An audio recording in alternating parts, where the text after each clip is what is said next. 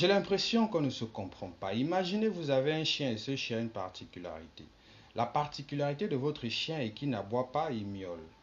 Intrigué par cette contre-nature, vous décidez donc de vous questionner sur la santé mentale de votre chien en lui posant la question sur le pourquoi du comment il miaulait. Or, en principe, les chiens sont censés aboyer.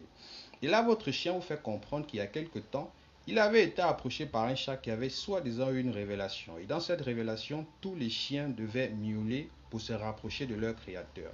Et plus haut, le chat lui fait comprendre qu'en réalité, lorsqu'un chien aboie, ce n'est pas l'œuvre de Dieu, c'est l'œuvre de l'ennemi, c'est l'œuvre de Satan. Et que pour qu'il ait une chance de se retrouver avec son créateur, les chiens devaient miauler.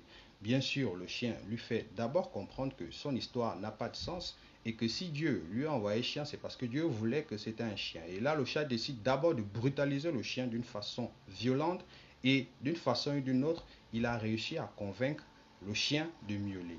Et vous, à votre tour, vous faites comprendre au chien qu'en réalité, ce qu'il avait dit, il avait raison. Que si Dieu a voulu qu'il soit chien, c'est évidemment que Dieu a voulu qu'il aboie. Et que ça n'a pas de sens qu'un chien miaule.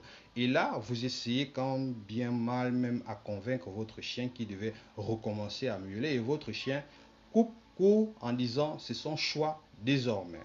Il a choisi avec libre arbitre de miauler. Quelle sera votre réaction vis-à-vis du chien? Mettez-le en commentaire. C'est en réalité la situation dans laquelle nous sommes en Afrique. Au TEP.